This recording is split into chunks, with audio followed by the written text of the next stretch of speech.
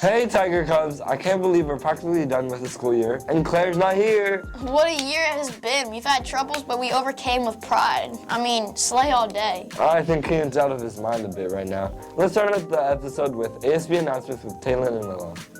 Hey Tiger Cubs, welcome back to ASB. Bro. Welcome to ASB Announcements with Taylor and Willow. Hey Tiger Cubs. This week for all 8th graders, we have promotion practice in the auditorium and final textbook returns. In addition, on Thursday, May 30th, we're all getting our yearbook. I can't wait to get mine signed. Same.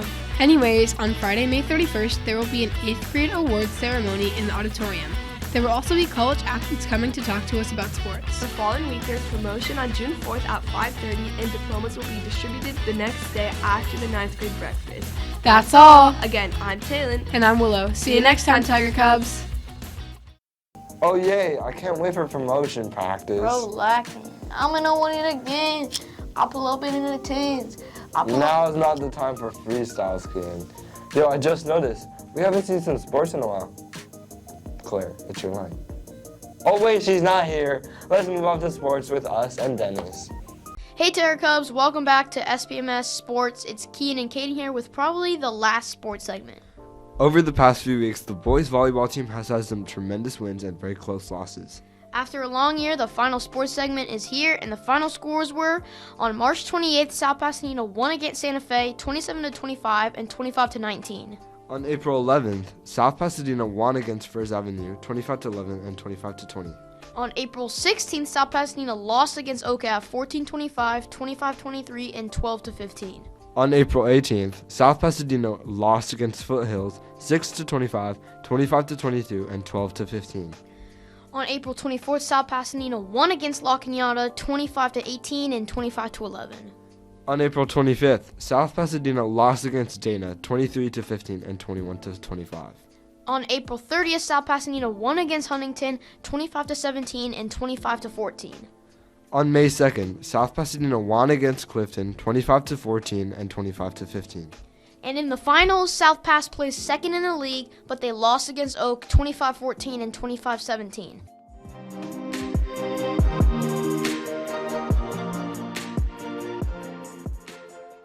Exceptional, outstanding work, Tiger Cubs. Let's go, Tiger Cubs. Good job, yo. You know what they say. First is the worst and second is the best. Not biased though, but kinda is. Well, giddy up, cow people. Onward to the next segment. Yup. Which is Tiger Cub Chronicles. Keaton, are you in your cowboy phase?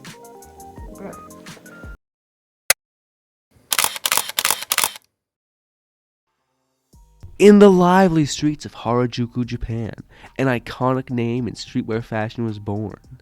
Its creator was Tomoaki Nagao, who strove to leave his mark on the industry. Before he built the brand, he attended Bunka Fashion College, where he met his partner, Jun Tokahoshi, the founder of Undercover, another clothing brand. The two opened a shop called Nowhere. At last, they renamed their brand the Bathing Ape, or BAPE for short. In 1993, a bathing ape was born.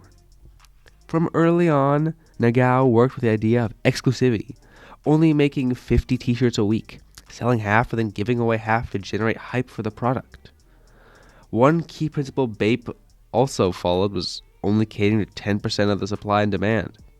This exclusivity, combined with a constant feeding of style influencers and rappers, pushed the brand to new heights. In 2001, BAPE had a collaboration with Pepsi, something uncharacteristic of the brand that had clashed with the very concept of scarcity BAPE was founded on.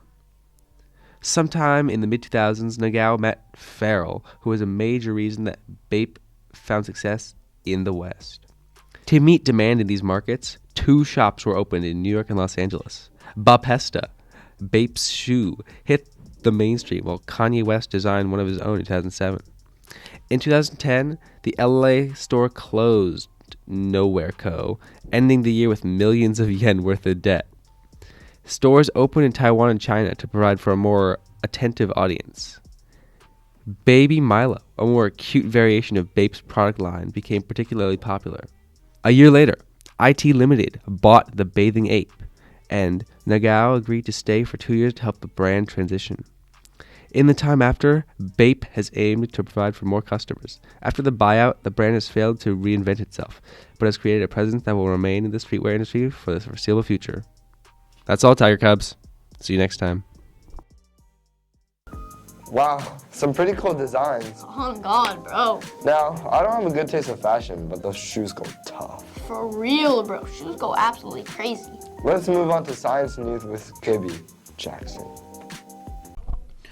This week's science news, the first Neuralink trial has officially begun. Originally, the FDA refused Elon Musk's permission to start human trials, but recently they seem to have approved it. The first test subject was quadriplegic due to a car crash.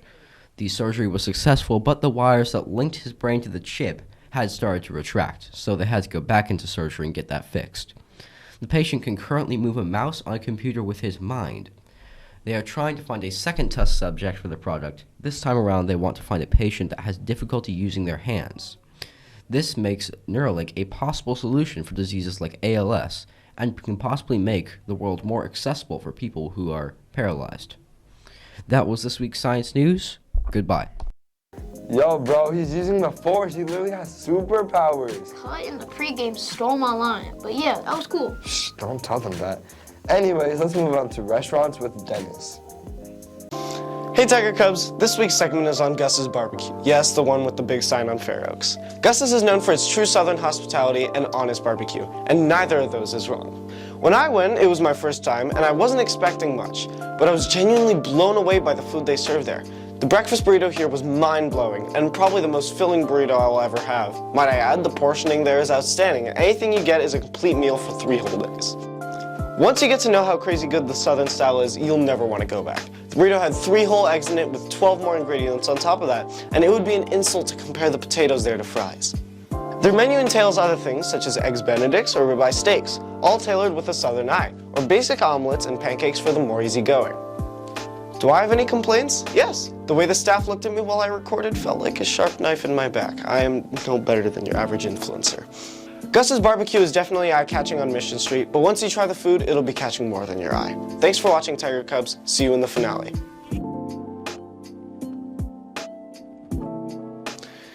Hey, Tiger Cubs. This week's What?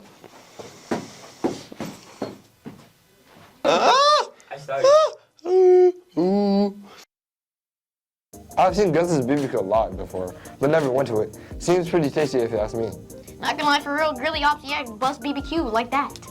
Actually, say something normal for once, Kian. Bro, what you talking about? All right, bro, chill. According to my calculations, Caden's blood pressure went up like 2%. All right? Okay, Kian, not like that. Ugh, whatever. Let's go on to information for the nation with Izzy, Max, and Justin, and weather with Gibby Jackson. Today, we are going to be doing something new. We have a full update on Ukraine from what we know so far. We'll be going over their new plans and revisiting some old plans from last year. So sit back and enjoy. I'm Izzy. I'm Justin. I'm Max. And this is Information for the Nation.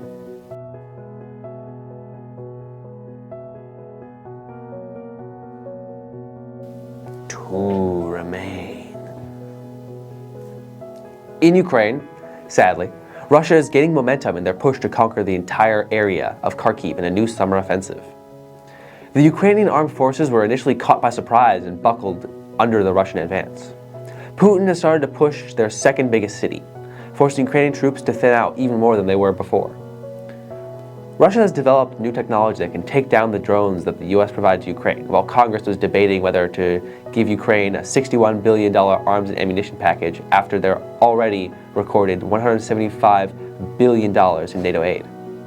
While the arms were eventually given to Ukraine, Russia took advantage of the year where Ukraine got little to no aid for their war front. The president of Ukraine, Volodymyr Zelensky, has planned a counteroffensive, but is wary after the last one failed. Russia has been using their aircraft to take advantage of Ukraine's lack of anti-air weaponry. Last year, Russia was in control of much of Kharkiv Oblast, but Ukraine pushed them out so successfully that many were worried that Russia might resort to using nuclear weapons. The reason that Russia is trying to recapture the Kharkiv Oblast is to weaken Ukraine's protection of other fronts and allow Russia to push in and sweep them away from Ukraine's grip. The The US is also trying to help Ukraine with its technological advances because Russia has been able to fool Ukraine's targeting systems. Russia's even able to destroy the camouflage missiles that have been shot. As we all should know, the battlefield is ever-changing and can shift just like that. Also, the president of Iran died last week in a helicopter crash. It was probably just an accident, but we don't know how Iran will treat it. So have fun with that, and we'll see you next time for the news of the year! Alright. Monday, 76, 58 with partly cloudy, 4% to 2% throughout the entire week. Tuesday, 77. Wednesday, 77 with 58 and 59. Thursday is 78 with 59, and then goes back down to 77, 58. Saturday is 76, 58, and Sunday is 76, 58. It is going to be partly cloudy the entire week.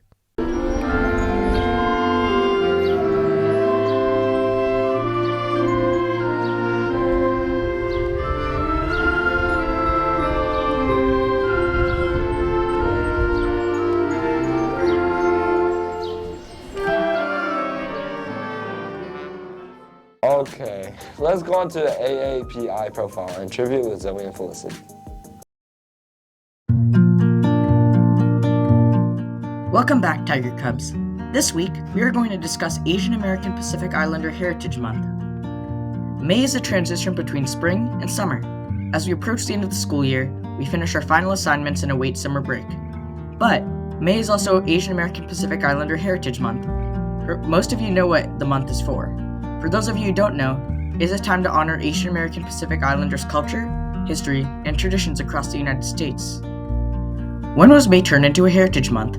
As it turns out, it was created in 1979, when President Jimmy Carter signed a law to create an annual event. 13 years later, in 1992, President George H.W. Bush officially made May Asian American Pacific Islander Heritage Month. This month was created to commemorate the Japanese immigrants who had settled here way back in the U.S. in 1849. It was also chosen for the Chinese immigrants who built the U.S. railroads between the May of 1843 and the May of 1869. Asian American Pacific Islander Heritage Month, which is a very long name by the way, is a month of celebration and honor. Well, that's it for me. Have a good day, Tiger Cubs. See you next time. On December 7, 1941, Pearl Harbor in Honolulu was bombed by the Imperial Japanese Navy Air Service. But what is less known is the aftermath of the attack, the Japanese internment. A little over 3 months later, on February 19, 1942, President Franklin D. Roosevelt signs Executive Order 9066, stating that the military could put any citizens in detention centers that they suspected were loyal to other countries. Later, the War Relocation Authority was founded, taking all Japanese people and putting them in internment camps to return them to their homes at the close of the war. During this time, Japanese people were heavily dehumanized by wartime propaganda posters and citizens themselves. There were 10 Japanese internment camps. Life in the camps was hard, with many families sharing barracks and cots.